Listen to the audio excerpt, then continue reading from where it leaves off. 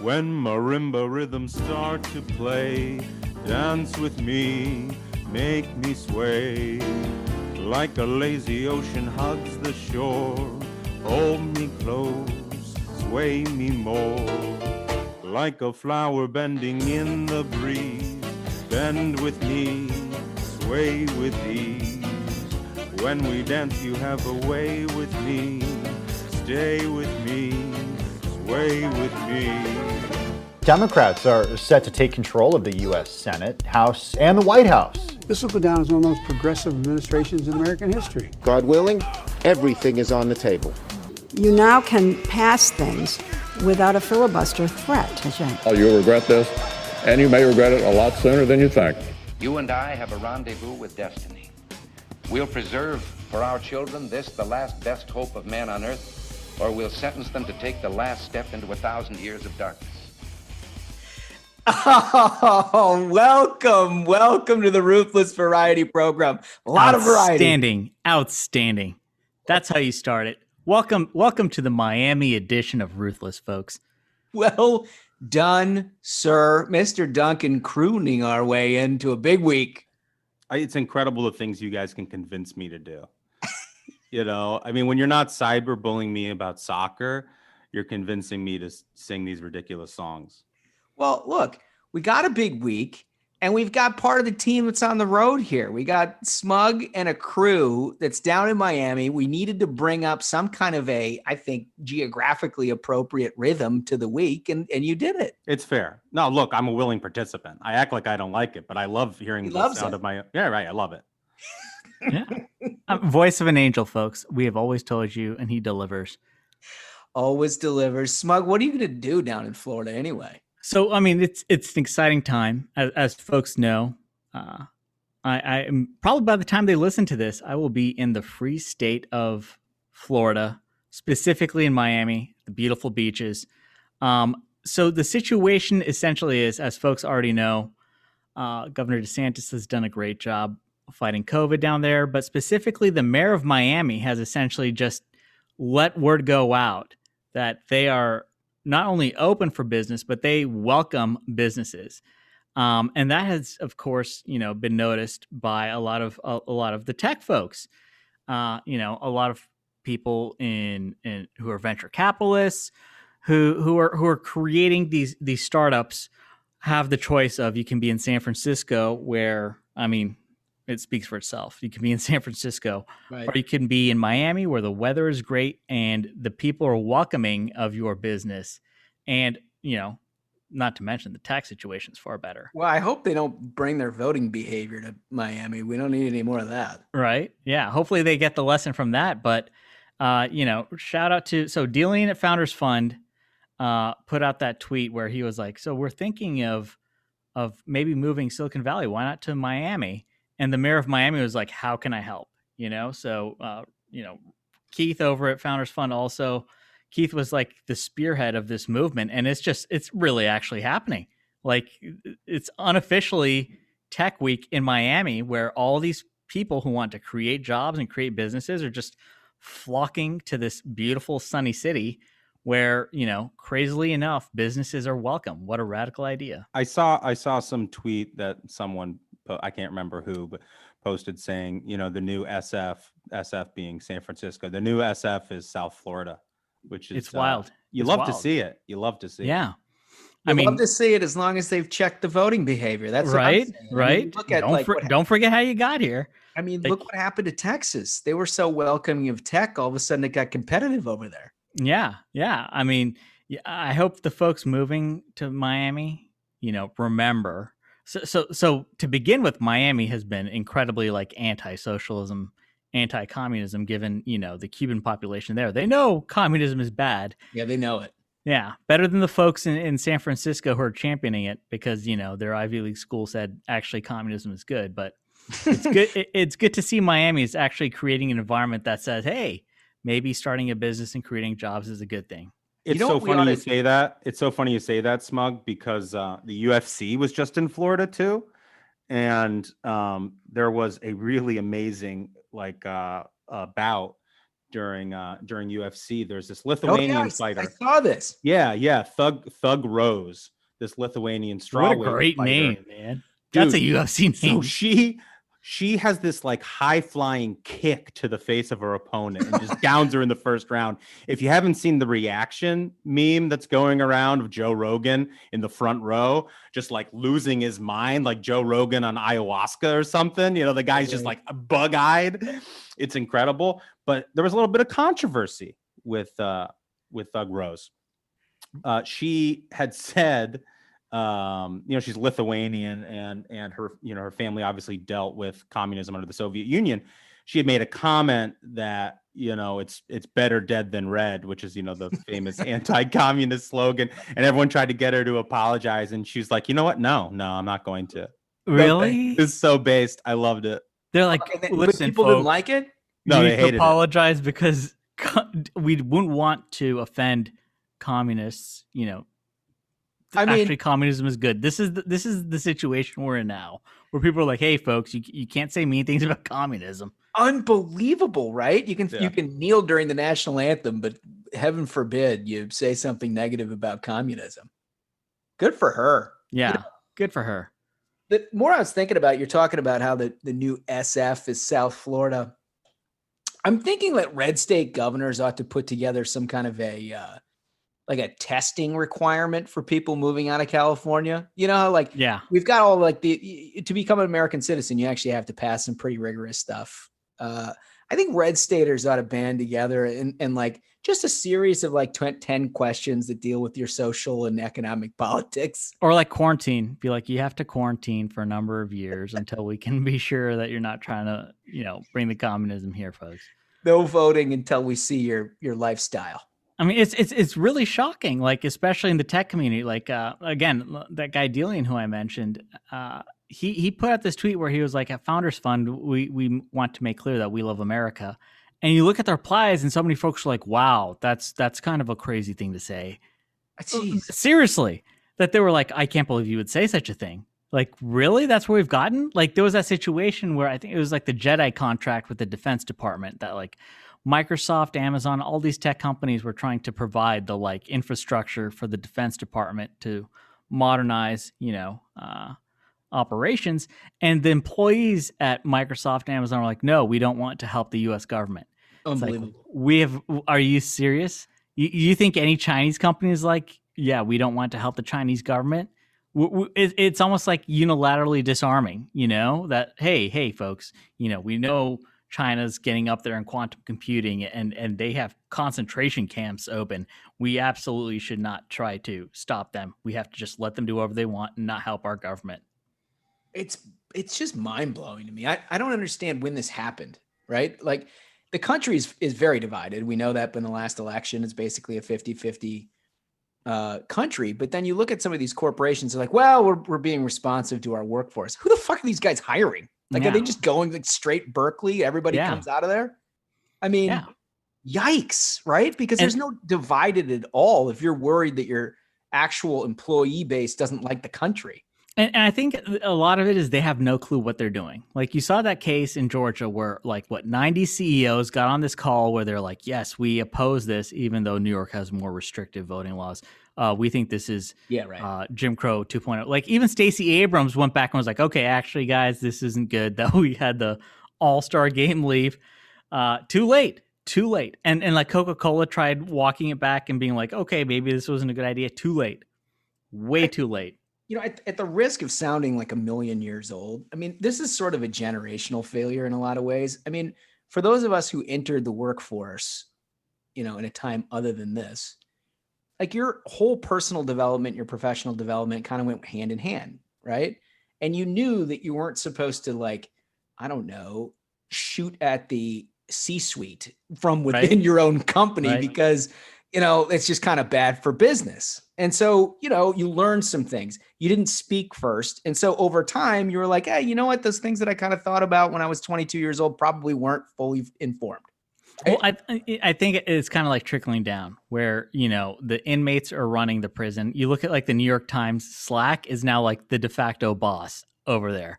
Like if the New York Times Slack is like communism is good, You need to stop Tom Cotton saying that we need to stop rioting and killing people. It's a problem. It's a big problem. And I think so many of the chief executives in this country that are responsive to it they only govern their companies politically based out of fear, right? Because they know that the only way you can get in trouble is if you actually are protested by the left and your employees uprise and, you know, the media writes about it.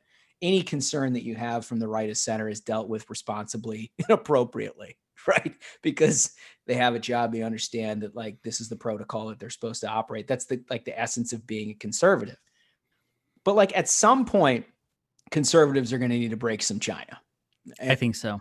You know, like at some point, conservatives, and I don't know that it comes from within, but it needs to be, there needs to be wholesale effort to remind people that we're half the country, guys. We're half the country. Yeah. Just because the New York Times and the Washington Post are like, actually, communism is good. No, like we don't need them talking down to the rest of America. And you're seeing the results of this. You look at the census, blue states are losing congressional seats because people want to leave that. You look at who has done an actually horrible job of COVID. You've got Michigan, you've got California, you've got New York. Meanwhile, the press was like, oh my gosh, DeSantis is killing all these people. No, DeSantis was vaccinating senior citizens while Cuomo was putting senior citizens with COVID into nursing homes to kill everybody. It's pretty clear, you know, that all the messaging that came from the media about how like, oh, you know, thank God we live in a blue state where everything is responsible. And like, it was nonsense. Was nonsense. Absolute nonsense. The late night shows, which were like Cuomo's a hero. Well, we saw what happened there. He was sending hospital personnel from the state to go help his brother who were originally assigned to nursing homes. And they turned this guy into a hero. It's unbelievable. I mean, the information media and the pop culture in this country is so divorced from reality. It's crazy. We're going to bring in Hollywood Hen later because we got to talk about that with the Oscars last night and everything else, which were absolutely atrocious. But there's a story that we simply must get to first. Yeah, this is a hell of a story. Go for it. I was stunned when this came up. A Japanese man has been arrested after reportedly dating more than 35 women at the same time. He did this in order to get birthday gifts from all of them. So basically, in essence, what this dude did is, and the story is out of Yahoo News, but this guy had 35 different girlfriends, and he would stagger his reported birthday to each of them, right? So like 35 weeks out of the year, he'd get presents. What a play. This is incredible. Really. I mean, to be like, make the whole focus of like, okay, I like birthday presents. How do we make this happen? I'm guessing 35 girlfriends is a good approach. It's the worst possible approach. Like, it's a wild approach. It's a wild approach. I'm going to honestly applaud the guy because the logistics of pulling that off are wild. I was about to say, wild. like, what sort of like project management software do you have to use to track all this? You know, does he have like Asana or Basecamp or one of these other technologies? It's like constant contact to manage. Can you imagine his like Google Calendar? It's gotta be bonkers. It's gotta be bonkers. Like how? The logistics is what I want to know because like honestly, if I were this guy, I'd be like, I can start a company that's just like, you know, client management. This guy should be the CEO. Yeah, because 35, like, folks, one girlfriend is a lot to take care. You know, you have to remember a lot of shit. 35, that's impossible. Mind blowing. Impossible. Now I'm guessing he wasn't wildly attentive, right? I'm guessing that the maybe flow, that's the secret to the success. That the flow. He was a man of mystery. They're like, wow, he doesn't respond. Maybe if I send him a birthday present, this guy's gonna respond to my text. I figured it out. He was like, he mastered the hard to get game, but it was only because he didn't have the time. And here's the thing, like I look at like Foldy, very talented young man. Is there any way that he could manage 35 different women? No chance. No way. No chance. Foldy could pull that off. I mean, I think number one, this is a very special guy to pull off the 35. It just gets me that like his focus of this was like, I just want birthday presents. Like what a wild end game. He was like, so here's the thing. I'm going to have 35 girlfriends. And everyone's like, all right, I'm listening. and I just get birthday presents. That's like the last thing you expect to be like the end game of the shenanigans. Yeah, maybe it's like what Yahoo chose to focus on in their thing, right? Like, but there's no in the piece. There's no sign of sexual deviance. Yeah, Like, that's not the guy just liked the birthday presents. You like, know what? I can't knock a guy. There are people who are like responding. They're like, like a lot of people don't run that scam of like you give your different birth dates to like companies so you can have like a free drink at the bar or whatever. This guy, he just took it to the next level. He was like, I just want 35 presents, 35 girlfriends. Incredible. Well, I know that the Yahoo story mentions that he went on some dates and stuff, go to a restaurant, go to the park, whatever. But I have to believe that COVID made this uniquely possible, right? That's a great point. That's so that a great point. He could be like, yeah, it's hard for me to get out, or he could tell all of them individually at different times that, he tested positive, right? To buy himself a few weeks. But dude, even in that, you got to keep track, right? You're like, oh, this name is highlighted in red on my phone because I already played the code. It's got to be constant contact or something. This is like one of those Budweiser Real Men of Genius. This should be like honestly nominee 2021 Ruthless Man of the Year. Guy I'd like to find him. 35 girlfriends. Yeah, seriously. We should try to have him on the show. I have no idea if this gentleman speaks English or not, but he has things to teach the American people. Yeah, I mean, 30. This is like an Olympic level, accomplishment. 35 girlfriends, and he got the 35 birthday presents. Kudos, honestly, kudos to this guy. It's like the Ripken record. It'll never be challenged. Unbelievable, man. I love it. All right, so. The other thing that caught my eye that we should probably briefly touch on is what you were flagging this week about the Supreme Court, Smug. Well, yet again, everyone is talking about Supreme Court Chief Justice Clarence Thomas. I want to say, like, there were a lot of upsides of President Trump, but the lasting thing is going to be the decision maker at the Supreme Court is no longer Roberts. It's Clarence Thomas. Yeah, it's what it appears. That's the thing. He's got the troops now to make the calls. The 5-4s are going to go Clarence Thomas's way. And now you've got a defense of the Second Amendment. Like, word came out that the Supreme Court is going to take a look at a case involving concealed carry. And we all know, you look at the precedents, Clarence Thomas is based. He's with it on that. He defends the Constitution. Huge deal. Like, already you saw like left-wing groups being like, oh my gosh. Their approach always, as usual, is we need to pack the courts, or Kavanaugh is like an illegitimate Supreme Court justice. Like they're out of excuses, and like every time the Second Amendment has come up in front of the Supreme Court, it's won. And now on top of that, we've got Chief Justice. Yeah, it's time to pay the cocaine Mitch Piper for a lot of these issues. It's looks a lot 6-3. I did like, from last week with Mike Lee's strategy of putting you on the court. I'm telling you, a great idea. I mean, it would just be copy paste. Justice Thomas telling me what to say. Yeah, I got you covered. I'm the vote. I'm the vote in your pocket. But if you're listening, Justice Breyer, do not retire. Not right now. Hold on. Just a few more years. Then you feel free to retire. Just a few more years. All right. So let's get to this nonsense about, we were talking pop culture and everything else. The Oscars happened on Sunday, not that anybody would know it. But so we know what we're talking about. Let's bring in Hollywood Hen.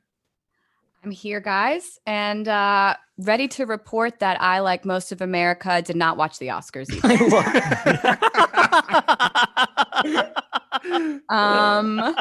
I did not watch them correspondent does not watch. I did not watch the Oscars because they're boring and none of the movies are good, and I don't want to be lectured by Hollywood. That's pretty much it. But I was not the only one who did not watch. They reported that the Oscars was down 58% in viewership. Wow. And under 10 million viewers for the first time ever. Wow. So you know what? That sounds familiar. So the Oscars are down 50%. CNN is down 50%. I really think without Trump, there's just like no content, because normally you'd have like Hollywood, you'd have CNN, they'd be like, hey guys, Trump is bad. And then it's just like round of applause, from the audience. Yep. Now it's like, what are we tuning in for? Yeah, I think also, didn't I just see last week that the NBA numbers are down too? Nobody wants to, people want to watch movies and watch sports and not hear woke speeches from out of touch celebrities. Yeah, everything's down, Hen, and we touched on the Georgia law and MLB. It was also recently reported that MLB's net favorability, this is an Axios, MLB's net favorability rating among Republicans went from 47% to 12. Oh my gosh. Whoa. 12. Wow. I would just like to, before we get into some of the movies, I would like to call out, there was one exception to the woke speeches, and that was Tyler Perry. He made a speech speaking to the whole country, the whole world, about how it's time for all of us to stop hating each other.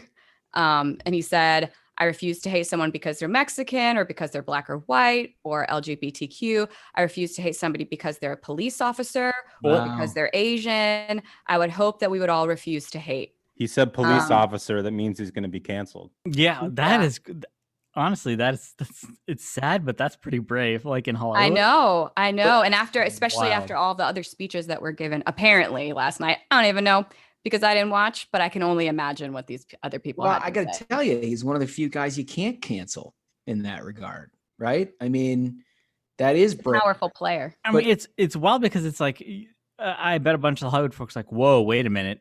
Actually, cops are bad. While there's like a battalion of police officers outside guarding, right? The Oscar ceremonies. Right. Well, but good for him. I mean, at least somebody said, you know what else I like is that's the only thing that we took out of the damn show. I know.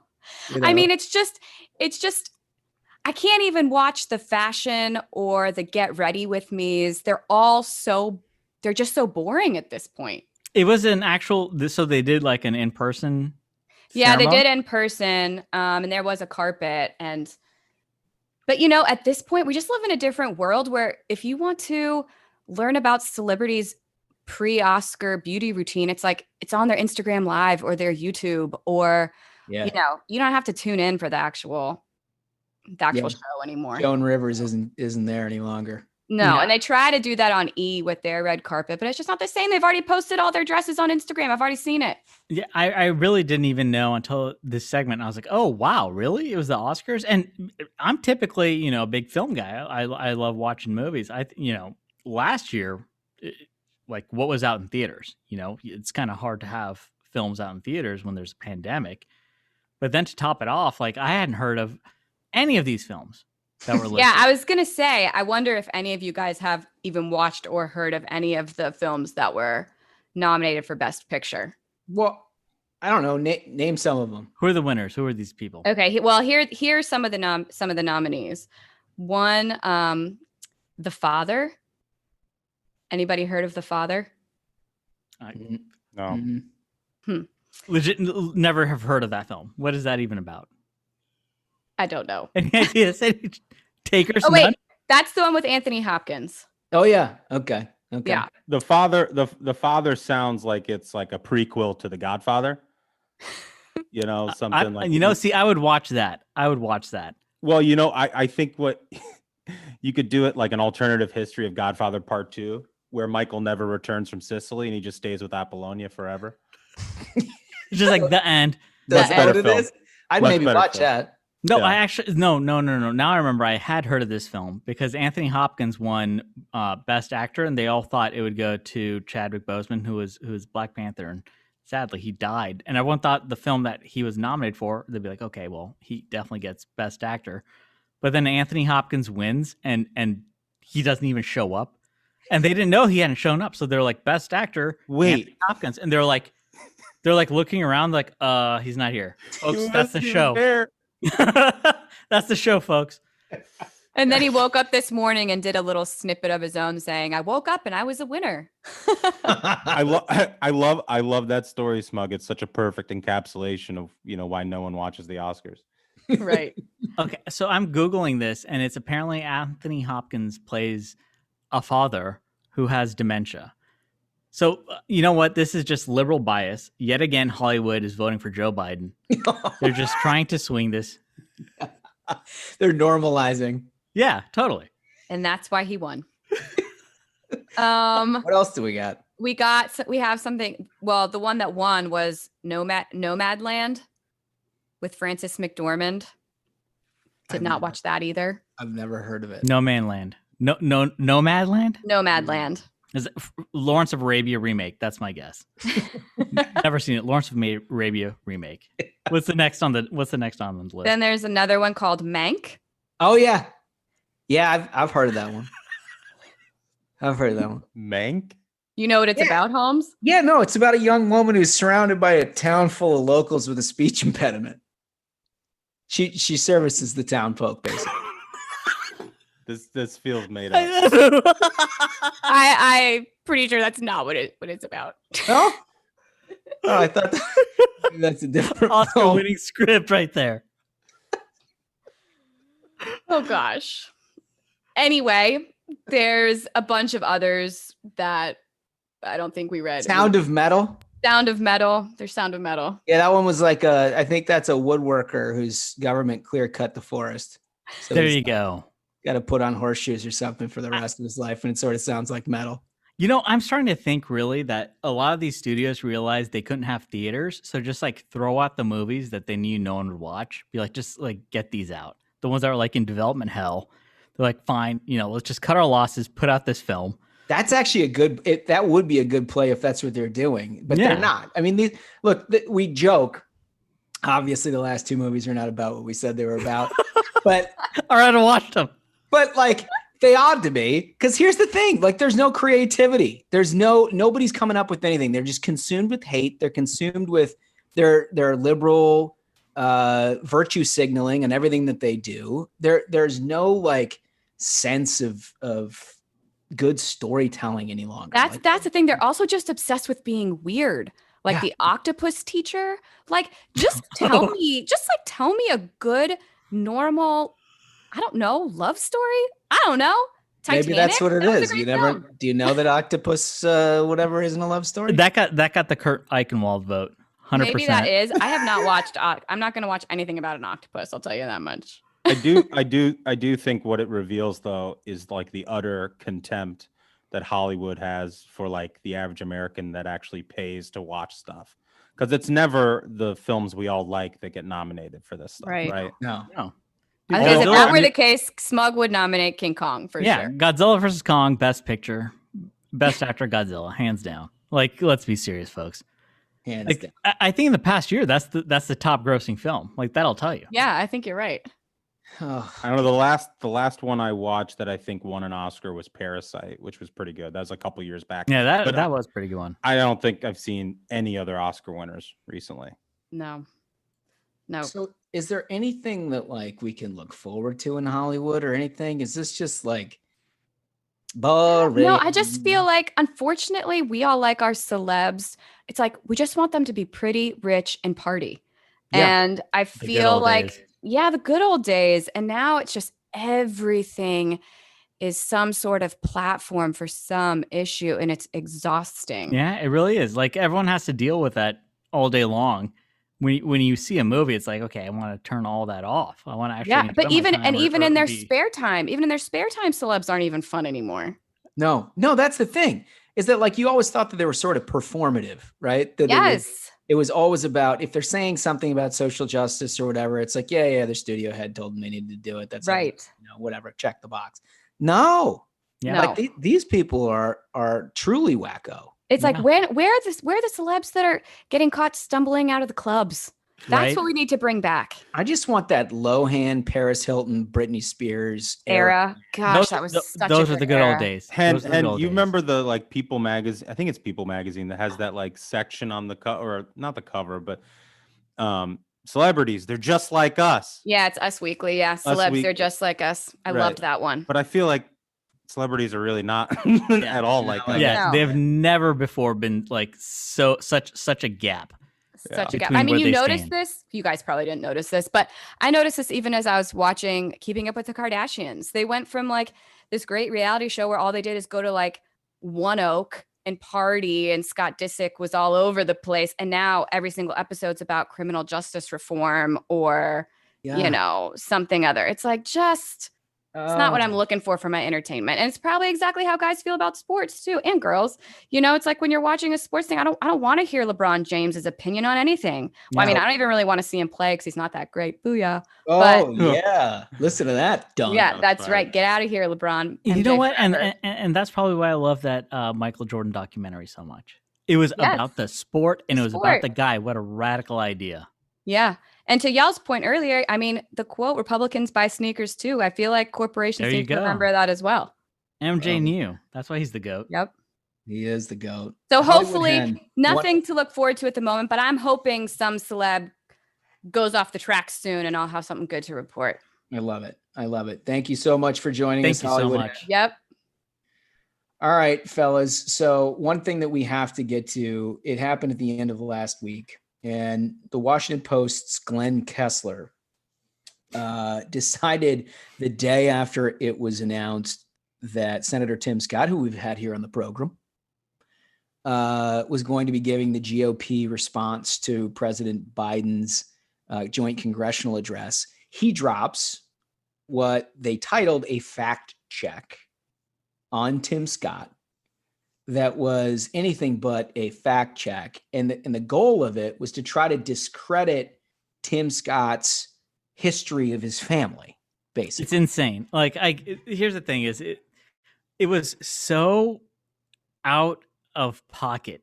He was essentially in this article making the argument that Tim Scott's black family in the Deep South decades and decades and decades ago had it easy. Yeah. Like, he was like, listen, Tim Scott talks about, pulling himself up at the bootstraps, but his family had land during the Jim Crow South. That was his argument. Like, that was the fact check. He was like, fact check, folks. Actually, it was easy for Tim Scott's family. And then meanwhile, so he gets this like insane backlash. And then people start pulling up the receipts on Kessler's family, and it was just like not pretty. Not pretty. Not good. Not good. Well, I mean, look, Kessler made the tournament this year. Yeah. Right. So it's a body of work decision. And he had that before any of this came up. But then the decision to go with this was particularly noteworthy. Because of the timing, right? It was just announced. Yeah. And the amount of like, the conclusion of this is that he didn't give him any Pinocchios at all. It was like, oh, it's a judgment call. So why would you write it? Right. Yeah. Totally.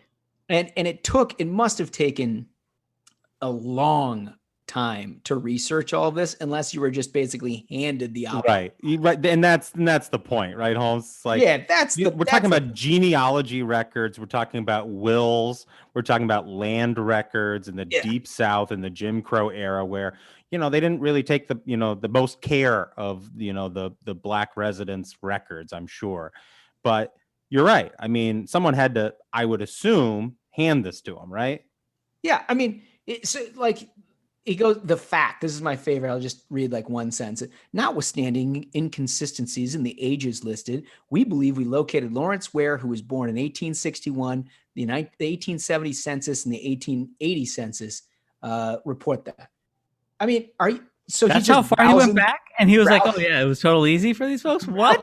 Through in the 12 hours between it was announced that he was going to be the GOP responder and this thing hitting, he just was browsing through the late 1800 census. and the wild thing is he wouldn't quit. Like, he kept trying to tweet the story out, thinking, my theory is, so what some folks try to do to escape the ratio is they will keep tweeting the same thing out.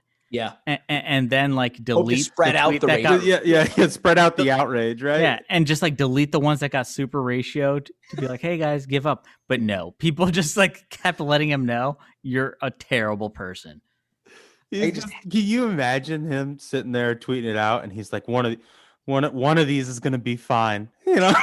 One of these isn't gonna get ratioed to hell. I mean, he has like zero self-awareness. Like, this guy's family, so like the history is incredibly wealthy family that like put out, or they created Royal Dutch Shell, which like among other things supported the Nazis, and I guess his great uncle maybe did a Nazi salute at some Nazi's funeral. Like, very, very bad stuff.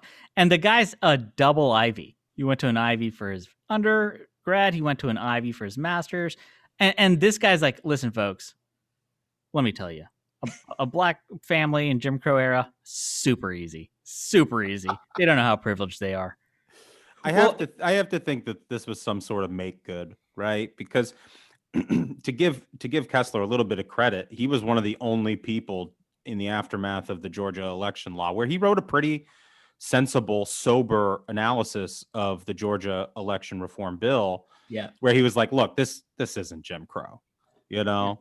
Yeah. But now he does a little bit of a heel turn here with this number. Well, he's got to get right. I mean, this is what we've talked about since the beginning on this program, which is all of these media companies have built their subscriber base exclusively off the left-wing hate of Donald Trump, right? It's the only reason they're profitable. And now that circulation is down 50%, that viewership on TV is down 50% for CNN, like all of these, they're taking huge dives. They're like, oh, man, how do we recreate the magic? So a guy like Kessler writes an honest take on the Georgia election law, gets skewered by the left. So now he's got to have a make good. Well, here it comes. Tim Scott is your big opportunity. And he throws this thing out there and he just got roasted. Yeah. I mean, it's pretty sad, but that is real. It's pathetic, but that's really how it is. Like if they see, oh my gosh, Twitter is mad at me, they learn real fast. Okay, I got to get back to what sells. And what sold in the first place is, okay, Trump is bad. Well, Trump's not there, folks. Now they're out of ideas. Good luck. Good luck to you. First of all, my favorite tweet. So somebody tweeted out, they were doing the whole like Nazi Kessler, his family history and all that stuff. And I don't know what's true or not. I haven't researched it independently myself. But somebody put out a photo, supposedly of his grandfather or something like that, that said it was like some Nazi. And he felt compelled to respond. He said, there's a fake photo circulating on Twitter, supposedly of my grandfather. Folks, do your research. And then he goes on to explain who his grandfather is. Red Steez, our boy Miller, retweets him and says, yeah, it sucks when people dig into your past and falsely mislabel the accomplishments of your family. Right? Right? I mean, that's like karma coming back very, very fast. The immediate boomerang. Very fast. Oh, man. So anyway, well, we've got a big interview, Smug. It's a huge interview. Yeah, we were able to sit down with Ajit Pai, who has concluded his chairmanship of the Federal Communications Commission. And if you follow this stuff closely, you know that this guy was as active as it gets. He wasn't a placeholder. He spent an awful lot of time studying and doing his homework. So if you ever got the opportunity, he could really take charge, and he did an absolutely incredible job. Plus, he's a whale of a guy. Yeah, dude, I mean, not only was he a very capable FCC commissioner, but he's truly a dude you want to have a beer with. Totally. Sunday with football, Ajit Pai right there on the couch. Let's get to it. I want to welcome to the program somebody that we absolutely love. He's been prolific on social media, but he's also the greatest FCC commissioner in the history of the world. Ajit Pai, welcome to the program. Oh, Josh, thanks so much. It's such an honor, and appreciate the kind words. And good to be with you too, Smug. Yeah, thank you for coming on. I was telling Josh earlier, when I told a couple of buddies that we'd be having you on the show, I got more questions to ask for you than anyone we've interviewed so far. So I'm excited about this one. Oh, that's awesome. Well, I can't wait to reveal my grand new plan to destroy the internet once and for all. Yeah, I think, that probably leads into the first question I'd want to know is how hard do you want to spike the football on net neutrality? Because at this point, were we supposed to all be dead and the internet closed or something? I guess we're some of the few survivors of net neutrality, right? No, I mean, very few of us survived the great net neutrality apocalypse of 2017 and 2018. And so it's up to those survivors to keep telling the story. And, I really do want to spike the football. Every now and then I'll go on Twitter and just do a search. And it's amazing to see how many of these young people will tweet out, hey, remember, what was the name of that dude who tried to destroy the internet? Whatever happened to that? Or, nothing ever came of it. What's going on here? And it's just like, I'm so tempted to quote tweet all of them or screenshot it just to say, like, you guys were sold a bill of goods by everyone from Alyssa Milano to Bernie Sanders, and none of it came true. And we did the right thing despite all the heat we took for it back in 2017, 2018. So I mean, that was truly remarkable. I couldn't even, the level of hyperbole out of the left as to what you were doing in comparison to what it actually was just unbelievable. Yeah. I mean, there were, so folks who don't remember, there was this push, especially from the left, saying that like with net neutrality, you're going to have to pay $10 per Google search and Netflix is going to be like $200 a month. Like, it was really bananas, the stuff they were coming up with. Oh, and the funny thing now is that some of those hardcore net neutrality advocates who said we really need net neutrality to prevent these network operators, these internet service providers from blocking access to content, now they're turning around and telling social media, we want companies, we want you to block all of these conservative accounts that we don't like so we can squelch speech on the internet. So it's kind of funny 180 that they've done now. There's no rhyme or reason to any of this. It's just political power is what they're after at the end of the day. Well, here's an example. So along those lines, if you were, let's say, today, a left-wing FCC commissioner, what would you do at the FCC to implement those kinds of speech restrictions? That's a good question. I mean, I think certainly they favor going back to the strict net neutrality rules that were adopted in the Obama administration. But when it comes to the social media companies, I mean, the FCC legally doesn't have a direct role in regulating them. So I'm not sure what they'd want to do. I mean, I think, yeah, it's a good question. They'd probably wait for Congress to pass legislation giving them that power. And there's a big debate in Congress, obviously, about what to do with these companies. Mm-hmm. So, yeah, it's always easy to punt and wait for Congress to take action if it does. Yeah, I mean, it's remarkable to me. Well, first of all, if they respected their authority confined into the office, I would actually appreciate that, right? That would be like a nice change of pace. maybe the first. But what's so interesting about this entire debate to me is partisans on both sides agree that they want to absolutely attack tech for diametrically the opposite reasons, right? Yeah. Is there ever a point where right meets left that they actually do something that they could agree upon, or is this just a lot of noise? I've been wondering that myself. I mean, thus far it seems to be a lot of noise, but the one thing that I tried to do, which of course net neutrality swallowed up so much of the oxygen and didn't get as much airtime, was just trying to make sure that everyone at least had access to the internet. Some of us sit here in relatively wealthier enclaves in urban areas and just tweet and talk about how terrible the world is, but there are millions of Americans out there who don't have access at all. And so we did a lot over the 4 years to close that digital divide, and that's where I think American consumers' interest really lies, in making sure that everyone has access. But these days, at least, people are more interested in just bashing the other side. So it doesn't really seem to get a lot of airplay. Yeah, we always joke that the left tried to break the internet because Donald Trump won, basically. Oh, yeah. My God.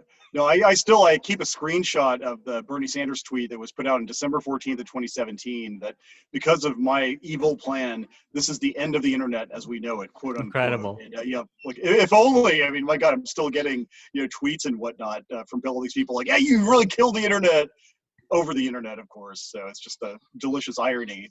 Totally. So the thing that I think most people are confused about, because everybody has a certain level of animosity with information flow and, obvious left-leaning partisan bias in so many different ways. And there was a discussion towards the end of the Trump administration about modifying it or eliminating S2 or 230, essentially.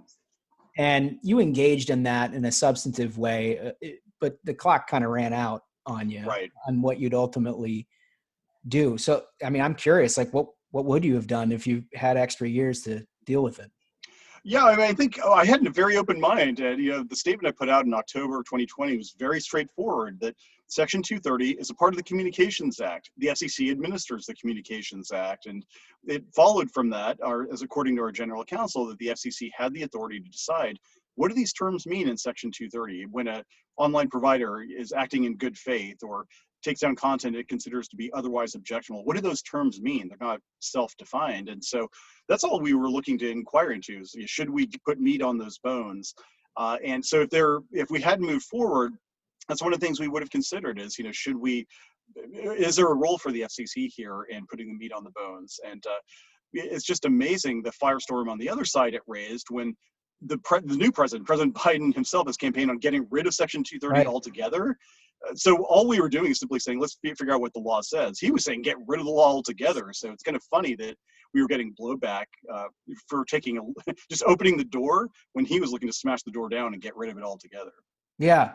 Yeah. I mean, that's kind of what I was referring to in the right meets left. It just seems like a bunch of noise because, of course, Biden wants to eliminate it because conservatives have actually the ability of going beyond mainstream media and posting their point of view, right? Whereas the right has a problem and they've heavily filtered and provide, in some cases, elimination of accounts that they agree with, that they don't agree with, I should say. So, yeah, it just seems to me like I have a hard time seeing how they resolve all this. I have no idea either. I mean, there's no way you're going to get 60 votes in the Senate. I don't think or assuming the filibuster's still around, which of course, it's on the chopping block these days too. So, but yeah, no, I think as you said, they come to this problem for completely different reasons, and that's going to make it really hard to come up with a compromise. Yeah, no question about it. So I had a really great question sent to me. There's a lot of concern among tech companies specifically, or among consumers or the public, with the relationship that tech companies have with China, for example. Yeah. So what do you see the future of the relationship between these multinational tech companies and U.S. regulators? And what's the best way to keep American interests at the front of mind of these big tech companies? It's a great question. And that's one of the things I highlighted early on back in 2017. So before it was cool, I pointed out that Apple, even though it was favoring very strict net neutrality regulations, at the same time, the CEO had given a speech about how they wanted to enter the Chinese market, how they were doing different things to work with China to ensure that its products and services weren't offensive to the Chinese Communist Party. And to me, at least, I understand the temptation that China is a huge market, 4x the United States, rising country in terms of per capita income, et cetera. But at the same time, this is a country of values. And one of those values we share is in believing in things like free speech and the ability to have personal autonomy and things like that. So, the fact that the Chinese Communist Party is detaining or imprisoning 3 million Uyghurs for no reason other than identity, kind of a problem. So, to me at least. And so I would think that those companies who are always talking in the United States, at least, about the importance of human rights would embrace that as a universal value and think about it. But I think it's going to be a challenge for regulators as well. The FCC doesn't directly regulate companies like Apple either. But one of the things I tried to do when it came to 5G, the next generation of wireless technology, was to ensure that all companies were thinking about security and the risks of dealing with Chinese companies like Huawei and ZTE. Once you go down that road, it's very difficult to change course. So we've got to be very, very strategic about our thinking. And make no mistake about it, the Chinese Communist Party has a very determined worldview when it comes to tech. They want to dominate the world. They see tech as an avenue for doing that. And if they can co-opt American companies, it makes their job much, much easier. No question. I mean, so I feel like you were one of the few people who understood this at a base level. I mean, I think getting consistency out of corporate America is pretty difficult here, right? You can be against the Voting Rights Act in Georgia, but somehow have no problem at all with what's happening with concentration camps in China. I mean, there's just all kinds of mess. But the one thing that seems to be that you focused on right away is China's focus on technology, because it is quite obviously going to be controlling almost every aspect of life across the globe, right? And so whoever controls the infrastructure of technology controls everything, right? At least that's the view of the Chinese, it seems. Oh, definitely. I mean, if you look at every one of these key technologies, 5G, artificial intelligence, quantum computing, you name it. I mean, they're pouring directly, the government is pouring directly resources into those technologies, their development in China. And they're also subsidizing their companies like Huawei and ZTE when they compete abroad. And that was one of the frustrating things when I would go on some of these trips to other countries, from Bahrain to Israel to Germany to Malaysia, that I would speak to some of these government officials and they say, well, look, the Chinese companies are coming in with, say, 30, 40, 50% cheaper bids, partly because of Chinese Communist Party subsidies. So I understand what you're saying about security, but that's a lot of money that's a big premium to pay for more secure infrastructure. So I think we need to think about it strategically as well. To me, at least, I don't know how you put a price on security. It's obviously one of the key values of any network, but I think we're behind the 8 ball in some ways, because they just have a very concerted worldview and the ability to carry out that worldview. And it's unfortunate. Yeah, the good news is you got a cheaper price. The bad news is they know what's in your underwear drawer.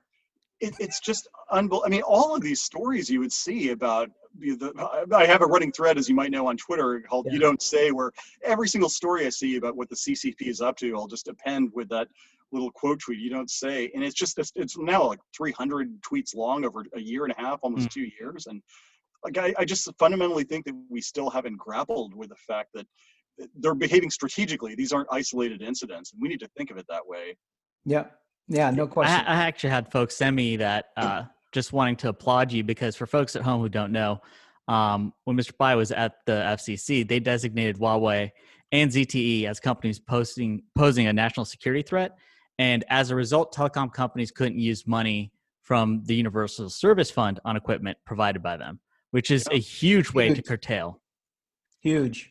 Absolutely. And I'm glad to say we successfully prodded Congress as well, because we already had some Huawei and ZTE equipment that was incorporated into our networks during the Obama years. Wow. And we got Congress to finance the removal of that equipment. And if you think about where that equipment is, just virtually in rural areas, say the Mountain West, Midwest, and you think about some of the strategic facilities we've got there, we need to get that stuff out. And so at the tail end of my tenure, Congress allocated funding for that purpose, thank goodness. So I wasn't going to sit there and mark time. We really wanted to make a difference, even if it ruffled feathers. And I can't think of a better issue to ruffle those feathers than security of this country. Outstanding. Yeah. Well, look, one of the reasons why you were so successful is you got a great sense of humor. You're able to keep it light. If you don't follow Ajit on Twitter, you got to follow him immediately, because there's just one tweet after another brings you to your knees. I love the bedtime tweets with the absolutely disgusting whatever. It's so fun. That stuff has taken on a life of its own. Like originally it was me just finding random weird content and putting it out there. But now I'll get all these DMs and side tweets like, hey, you might want to think about this one for sweet dreams tonight. And so that's why I'm getting a lot more hat tips than I used to. But when it comes to social media, though, Josh, you and Smug are the masters. I'm just, I'm one of the young Padawan trying to keep up with you. You just, you guys are amazing. That's really truly an honor. Yeah, well, Smug, I think Hugh Hewitt called Smug the Rush Limbaugh of Twitter, and I think that's fair. I'll take it. I had The Guardian tell me I'm a lawyer. I've been told I'm Rush Limbaugh. I have a multitude of roles. Ruthless has done some great things for Smug's resume. Right? Oh, that's incredible. So between that and Smug Industries, I'm sure it's been a wild ride. Absolutely. So the last thing, this is kind of an important thing I want to get into, is how crushing was it for you to watch Patrick Mahomes and the Kansas City Chiefs? Oh man, lose the Super Bowl? I knew. Honestly, that's the only area I can think of where Smug and I are definitively and irretrievably on other sides. It truly is. Yeah, because obviously he's a big Broncos fan, but it sucked, man. Like I knew, I was really worried when Tampa Bay won the NFC Championship, because if you watch that game, I mean, they just really took the wood to Green Bay. Like that touchdown that Brady threw right before the first half. It's like, man, they aren't screwing around here. Like they're real. And on the defensive side too, I was watching them because we had lost a number of linemen. All 5 of our linemen in the Super Bowl were essentially replacements. Yeah, I was watching Tampa Bay's line during the NFC Championship. Like, how on earth are we going to match up here? And sure enough, Patrick was running for his life. And all credit to Bruce Arians and the team, and the GOAT, of course, Tom himself. Like they had a great game plan. We even lost on special teams, for God's sake, against Tampa Bay. So in a way, it wasn't actually a bad game to watch, because I never had hope that we were going to be in it in a weird way. If we'd lost with the last second field goal, then I'd be sitting here just, tearing my hair out. But all credit to them. Hopefully we'll come back stronger this year. And man, that was rough though. But I'm sure for the Bronco Nation. It was a highlight, even though we've had a rough few years. At least Kansas City didn't win. He takes pleasure in pain, folks. I don't think that's a mystery to anybody. But no, you guys had such a great run, man. Like I grew up in the era when Elway was kicking our ass twice a year, and it sucked. Like I hated playing the Broncos, and I still remember Monday Night Football in 1995 was one of the rare games that we snuck out. And I remember calling my cousin, who was also a Kansas City fan, and we were like high-fiving. And looking back on it now, it's so kind of pathetic. Like, who cares about a game in October against but it was so rare for us to beat you guys. And so anyway, I remember that was a big one. That was a big one. Willie Davis scoring the touchdown in the last second. I know what? Not that I'm counting. You've got the exact same thing I do. I'm a Viking, grew up a Viking fan, right? So I'm in the same situation as you, Ajit. The only difference is you guys have actually won Super Bowls. My heart's broken on an annual basis. Well, unfortunately, we beat you guys, right? Super Bowl III, I think. Oh, yeah. Yeah. But, Hank to Stram. me, at least, one of the greatest teams in all professional sports never to have won the championship was the 98 Minnesota 98. Vikings. 98. That team was destroying people. I mean, I sometimes wonder if Minnesota had played Denver in that Super Bowl, what would have happened? I was all year. Everybody was waiting for that matchup, right? Oh. And then Gary Anderson, who'd hit 38 consecutive field goals, a perfect record on the season, goes wide left, and that was all she wrote. But we could talk football forever. But I appreciate your investment because it feels very familiar to me. Yeah, but between real life football and fantasy football, I think it drives my wife crazy. She's like, how can you remember these random pointless stats that, who the third string running back on Jacksonville is, but you can't remember basic things like the trash goes out Sunday night or, I would just tell you, I don't know, the male brain is oriented around the accumulation and calling up of totally useless data points, right? Like that's like in our DNA. Well, welcome to Ruthless. That's what we do here. Pretty much. Exactly. Oh my God. So now, is your wife, how does she feel about the fact you've just been hanging around the house for the last couple of months? I mean, for my part, it's been great being an unemployed civilian. For her, it's given her a chance to, give me an opportunity to tick off all those items on the list that, hey, honey, can you do this drywall? There you go. Oh, man, I'm running this agency. I'm so busy. I'm so sorry about that. But, starting January 21st, the excuses were gone. So I've been put to good use, making dinners and mowing lawns and doing work around the house, that kind of thing. And so, but hopefully the next adventure will start soon, and I'll be back to having my excuses for getting out of housework. Yeah, well, every time there's a big FCC issue, we want to have you back because I feel like you're the only person in the world that can explain this stuff in an English language. Everybody else, exactly. I feel like my eyes glaze over and I fall off my chair within the first 30 seconds. I'm happy to come on anytime. And I know there's so many of these different issues that, 5G and rural broadband and AI and whatnot. Always happy to come on and speak with you guys. Before we get into our final three questions, what's the biggest issue that you wish you had time to tackle that you weren't able to get to? Honestly, not a single one. I told my team in December 16, January 17, I wanted to leave. I wanted to just walk off the field whenever my time was, just taking a swing at every single thing. And so by the end, there honestly was nothing left on our agenda that we didn't want to do. That was always, I canvassed all of my predecessors, all my living predecessors, going all the way back to Newt Minow, President Kennedy's chairman. I asked them, he's great. I mean, a really good source of counsel. And I said, well, did you have any regrets from your chairmanship? And consistently what they would say is, oh, I wish we had done one more thing, or, I wish we'd been bold enough to take on the heat for this particular issue that I cared about. I didn't want that to happen. And that's part of the reason why it was a pretty tumultuous 4 years, is that we were swinging for the fences. And when you do that, people on the opposing team are going to want to fight back. But to me, it was important to be able to leave saying, I feel fulfilled with everything we did. And I think we delivered unbelievable value for the American consumer. And so I'm kind of happy with the record we had. As Gandalf said to Frodo in Lord of the Rings, when Frodo's complaining about having the burden of the ring, and Gandalf says, that's not for you to decide. All that's left for you to decide is what to do with the time that's given to you. And that's sort of the ethos I imbued among my team is we're given limited time in these positions. So make the most of it. Don't leave with any regrets. And I don't think we did. Yeah, I'm sure our listeners of Founders Fund will appreciate the Lord of the Rings reference thrown in there. So thank you so much for being on. I think Josh hit him with the closing questions. Yeah, all right. So these are the big ones everybody gets tuned into. And the first question is your last meal on Earth. What would it be? Oh, man. So I think it would be a melange of stuff. Okay. So I'll start from the end. I would definitely want as a dessert a gulab jamun, this entirely unhealthy Indian dessert, essentially fried dough balls and rose water syrup. I mean, just you have to have your cardiologist on speed dial for something like that. Now when it's your last meal. Now when it's your last meal. Yeah, so that could be the last meal. But working backward, I would love to have steak au pois with a nice sort of cognac sauce on the side. Oh, yeah. Oh my God, that would be fantastic. Then, for a starter, I mean, it's kind of random to have as a starter, but just to round things out, just some of my favorite sushi, I guess. I love certain kinds of yellowtail with a nice kind of Ponzu soy sauce. Oh, that'd be amazing. So, Yeah, might as well go on some surf and turf. What yeah, a I don't know. comprehensive, lovely answer. Yeah, that's I think that's one of the best ones we've had. There is nothing that I would disagree with there. I feel like that is well thought through, my friend. Well, and for the record, I did not list of vegetables, so No, well, it's your last Yeah, right. last meal. Yeah.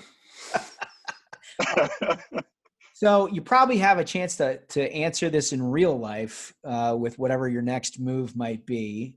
But if you weren't involved in any of this, any of the public service that you've been involved with, what would you be doing with your life? Oh man. So my dream answer would be replacing Judge Judy. I love Judge Judy, and I've watched her with my mom for almost 30 years now, and oh my God, to have the ability to render judgment on all these small claims cases would be fantastic. I would love to do that. But barring something like that, I met her actually a couple of years ago with my mom. I knew I was going to be in LA for some meetings, and I kind of pulled a couple strings and got to meet with the judge. And I called my mom on a Friday. I was meeting Judge Judy on a Monday. Called my mom on Friday, said, "You're not going to believe this. I'm going to go see Judge Judy." So she was a doctor at the time. She canceled all of her patients for Monday, flew to LA on Sunday night, and was with me Monday morning. And afterward, she never said anything, but my some of the aunties in our family, "Oh, she's so proud of you. You got her in to see Judge Judy." Like, amazing. She never said anything about being nominated by 2 presidents or having this important job. Well, if you can't be a doctor, at least you got her to meet Judge Judy, right? So exactly, then your mother is right? now That's proud. One of the markers for Daisy mom's success, I guess, for a kid. But no, the other answer would be, this is kind of random, but a conductor. I always dreamed of being a symphony conductor. I played the violin growing up. And oh, wow. Love classical music. And, oh man, every now and then, whenever I hear a piece, I'll sometimes think, man, if I could be like Leonard Bernstein up there directing the orchestra, that would be awesome to do. So, like this, Ajit, is illustrated perfectly why it is that we have this question, right? When you have a question that's answered with 2 answers that I never would have guessed in a million years. I mean, I feel like we know you so much better. The Judge Judy thing is, I mean. Oh, she's amazing. And I told her to her face, in my view, you, not the Supreme Court in Washington, you sit on the highest court in the land. Which I think she appreciated that. She probably, I imagine she thought you were punking her in some ways. Like, here you've got the chairman of the FCC. Oh my God. Rings to get in Judge Judy's courtroom. No, it was great. And Bird the bailiff, I don't know if you watched the show, but I mean, Bird, even though he's like this gruff dude who never says anything, behind the scenes, he's the funniest guy I've ever met. And, but no, I told her, look, if you had to take a poll of whether people would want to be governed by Judge Judy or the 9 justices of the Supreme Court, how do you think they'd come out? I think she'd probably win. Yeah. I mean, that's still like one of the most watched, like she's one of the highest paid folks on television. Like, that's been going strong for a while. No, and some of her one-liners. I mean, it's just so great. Like, don't pee on my leg and tell me it's raining, or on your smartest day, you're not as smart as me on my dumbest day. Like, oh my God, the tough love she administers is so good. There's genuine love there. I can feel it. I've told her before. It's if I ever have the chance, I would love to don the robe. Okay, all right. So here's the final question. And it's a what gets to the core of you and what motivates you question. So the question is, what motivates you more, the thrill of victory or the agony of defeat? And the way that you kind of process these things is that, there's like the hopeful optimist sort of thrill of victory, just really enjoys the victorious side of things, or like the Michael Jordans of the world who are just miserable unless they're winning. Right. So it's the thrill of victory, agony of defeat. What's yours? I'm probably more of a thrill of victory guy. I have to say that I just tend to be optimistic by nature. And I just really have this belief. I know it sounds cheesy, but my parents came to the United States 50 years ago, next month, actually, with $8, a transistor radio, and just a belief that the American dream would be within reach. And I've always had this belief in my core that they came for a reason, that God meant for us to be able to have this opportunity, me and my sister to have this opportunity for a reason, and to make the most of it. And so I've always just had that sunny view that if I try my best, then anything's possible in this country. And I've obviously had my share of defeats too, but I use that more as motivation to try harder next time. And so Jordan obviously is one of the greatest competitors ever, but I don't know if I could psychologically do that, just to find something that, pisses me off, and then like, hey, and I took that personally. Yeah, yeah.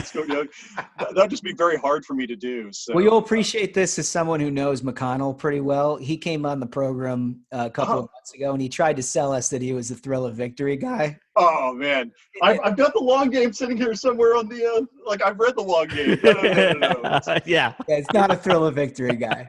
Oh, he's just the great. No, I owe so much to him, and I've told him this repeatedly. I'm sure he's sick of hearing it, but he gave me my shot in 2011 to join the FCC, and as commissioner, he had confidence in me, and he saw something in me that I probably didn't even see in myself. So, I really thank the leader for giving me this chance, and he's just been a tremendous supporter over the years. Well, listen, we are all grateful and very lucky that you chose public service for as long as you did. You were absolutely amazing in your job and did a world of service for this country. So thank you for that. Thanks so much, Josh and Smug. It's been a pleasure, and let's keep the conversation going. Again, anytime you want me to come back, happy to do it. And for the record, I kept it clean. Yes, you did. Thank you. You did. Yeah, thank you for that too. All right, we'll take care. You too. So, I mean, he's just a compelling guy. I love talking to him. Every time I get a chance to talk to him, I love talking to him. And I like how, I wish he would dunk more about the net neutrality, because it was really bonkers for a while there, how the left was like, okay, people are going to die. You're going to have to pay $50 for every Google search. And here we are. None of that came true. And that's just across the board. That's how they roll. They always try to scare everybody into thinking it's the end of the world. And it's not. They're wrong. And they never have to be called out on it. And he did an amazing job while he was there. There's also just a ton of different, very complicated FCC issues that actually have pretty grave consequences for the American people that are not easily translated into podcast form. But I feel like Ajit always has the capability of doing that. And I love the fact that he agreed that he'd come back and explain some of this stuff to us when we need it. Right? Yeah. So that's the thing. That's why the folks listen to the program, to get entertained and informed. That's exactly right. That's exactly right. So, fellas, listen, what a program. I just love the beginning. We're going to sway on into Miami. Let Smug do his thing, and you serenade him on the way, Dunks. Yeah, I'm happy to lend my pipes to the program, and I look forward to a dispatch from Miami on the Thursday episode. I hope there's a lot of color. I hope you can really get some good stories while you're down there. I'm excited. So, on that note, folks, I'll see you down there in Miami. But until next time, minions, keep the faith, hold the line, and own the libs. We'll see you on Thursday. Stay ruthless.